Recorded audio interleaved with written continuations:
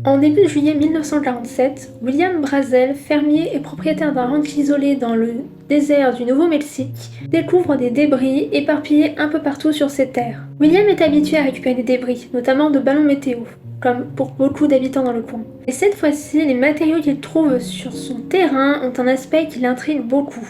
Ils ont l'air différents. Ces déchets brillants sont constitués de bandes de caoutchouc, de feuilles d'étain, un papier plutôt dur et des barres. Il décide donc de montrer ce qu'il vient de récupérer aux Proctor, ses voisins les plus proches. Ces derniers lui conseillent alors de contacter le shérif de la ville, ce qu'il fait le 7 juillet, en confiant au shérif qu'il croit avoir trouvé une soucoupe volante. Le shérif Wilcox appelle le major Jesse Marcel de la base de l'armée de l'air de Roswell, afin que ces débris puissent être récupérés. Ainsi, un homme en civil vient au ranch pour chercher ce qu'a ramassé Brazel. Ils essayent de réassembler l'objet, mais ils n'y arrivent pas. Enfin, Marcel apporte les débris à la base le lendemain matin. À la demande du colonel Blanchard, commandant de la base de Roswell, le lieutenant et porte-parole du RAF fait un communiqué de presse annonçant avoir récupéré un disque volant écrasé près d'un ranch à Roswell. Un rectificatif est ensuite publié par le brigadier général de la base de Fort Worth où ont été transportés les débris afin d'être examinés, informant que le disque volant était seulement un ballon sonde. Dans la foulée, une conférence de presse est organisée où les débris de l'objet qui s'est écrasé sont montrés aux journalistes afin de confirmer la thèse du ballon. Maintenant, l'histoire aurait pu s'arrêter là, mais en 1978, Jesse Marcel, depuis à la retraite, va déclarer à Stanton Friedman, un ufologue venu l'interviewer puis à la télévision, que ces débris étaient sûrement d'origine extraterrestre. Il lâche également une bombe en affirmant que les débris montrés aux journalistes par le général Ramey durant la conférence de presse n'étaient pas ceux que Marcel lui avait apportés de Roswell. Il déclare ensuite être convaincu que les militaires avaient en réalité caché la découverte d'un vaisseau spatial. Ainsi, l'incident qui fut longtemps ignoré et considéré comme un simple fait divers va regagner en popularité. Son récit va faire le tour dans le milieu de l'ufologie, et son témoignage va générer de multiples livres et autres enquêtes mentionnant une politique du secret par les autorités militaires. C'est l'interview réalisée par le The National Enquirer en février 1980 qui va faire connaître l'affaire de Roswell dans le monde entier. Alors, qu'a donc trouvé le petit fermier ce jour-là? Était-ce réellement un ballon sonde, ou plutôt une soucoupe volante? Malheureusement, ou heureusement, je sais pas, ce n'est pas le cas, rien d'extraterrestre. D'abord, il y a quelque chose d'important qui doit être mentionné. C'est le contexte dans lequel cet incident s'est produit. Nous sommes en pleine guerre froide, c'est la course à l'armement, et pour dire ça de manière plus claire et plus vulgaire, c'est un concours de billes qui se joue entre les États-Unis et l'Union soviétique. Les États-Unis, tout comme l'URSS, enchaînent les tests, les expérimentations pour devancer l'ennemi.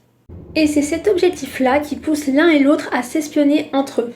Ainsi, de 1947 à 1949, un projet ultra confidentiel va naître sous le nom de projet Mogul. Ce projet consiste à envoyer des ballons sondes pour espionner l'URSS en collectant des renseignements de type massinte afin de savoir si on y effectuait des essais nucléaires en captant les ondes sonores induites par ceux-ci.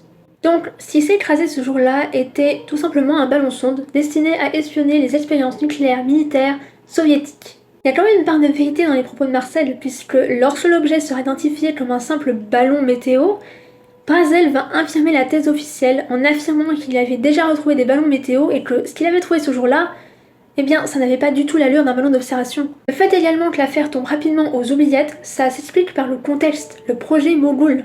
L'incident de Roswell est devenu l'un des cas les plus célèbres dans le domaine de l'ufologie. C'est l'affaire la plus connue en termes d'incidents et d'observations impliquant des ovnis.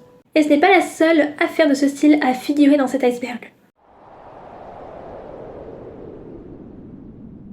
Alors, les créatures légendaires mi-humaines, mi-serpents existent depuis des siècles. Localement, par exemple, on a le personnage de Mélusine, fée bâtisseuse avec le buste d'une femme et la partie inférieure d'un serpent, créé par Jean d'Arras, un écrivain du XIVe siècle. Mais ce n'est pas vraiment à ce type de reptilien que nous pensons tous lorsque nous parlons de reptiliens, n'est-ce pas?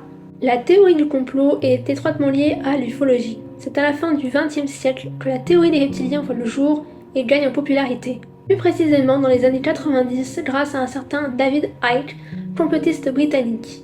Selon lui et 4% de la population américaine, un groupe de reptiles humanoïdes contrôlerait secrètement notre planète et la plupart des dirigeants, si ce n'est tous, ainsi que les riches familles bourgeoises comme par exemple les Rothschild ou les Rockefeller, seraient en réalité des reptiliens. David Icke inspira beaucoup d'autres complotistes à partager leurs propres théories foireuses autour des reptiliens, comme Max Spires qui va affirmer que des êtres issus de la planète Alpha Draconis piloteraient une gouvernance mondiale secrète de type nazi à travers les élites, les institutions et le système financier, et que d'autres extraterrestres formeraient aussi un état vampire pratiquant des sacrifices d'enfants. C'est quand même un peu ironique de dénoncer un complot reptilien de type nazi et d'avoir pratiquement le même discours que l'enfoiré moustachu. Oui, parce qu'il y a un truc que je vous ai pas dit. La théorie des reptiliens est antisémite. Celui qui l'a popularisé, David Icke, est un antisémite. Beaucoup de ces torchons sont appuyés par les protocoles des sages de un faux antisémite tsariste qui prétendait révéler un complot mondial. C'est un texte qui a été mentionné dans le torchon de l'enfoiré moustachu et qui a été utilisé comme outil de propagande pour justifier l'Holocauste.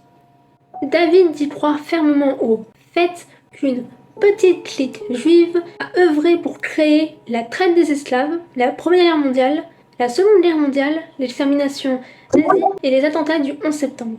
Alors j'ai vu des gens dire que « Non mais il est pas antisémite, il est juste antisioniste ». Je suis désolée mais non. Il y a une différence entre ne pas soutenir une idéologie colonialiste et suprémaciste et dire que les juifs sont responsables de pratiquement tous les maux de la Terre. C'est un antisémite. Point barre. En se penchant sur cette théorie, on remarque des similitudes entre le complotisme antisémite et la théorie des reptiliens. En fait, on a juste remplacé le mot juif par reptilien. C'est tout. On va passer à autre chose parce que